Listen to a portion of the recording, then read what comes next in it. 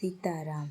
શ્રી હરિના નામમાં પાપોની નાશ કરવાની એટલી શક્તિ છે કે ચાંડાળ પણ એટલા પાપ કરી શકતો નથી।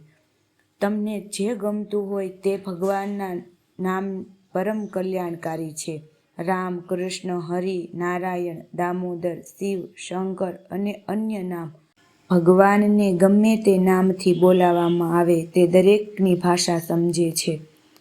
તેવી જ રીતે ભગવાનના નામો સમજવા જોઈએ। આમ છતાં જે નામમાં ભક્તને ખાસ રસ, પ્રેમ અને શ્રદ્ધા હોય તે ખાસ લાભદાયક છે। રામ અને કૃષ્ણ નામોમાં કોઈ ફરક નથી, પરંતુ તુલસીદાસજીને રામનું નામ ખૂબ ગમ્યું અને સુરદાસજીને કૃષ્ણનું નામ। બધા શાસ્ત્રોમાં નામનો મહિમા ગવાયો છે। જેને કોઈ નામ ગમે તે નામનો જપ કરી શકે છે અને ગાઈ શકે છે।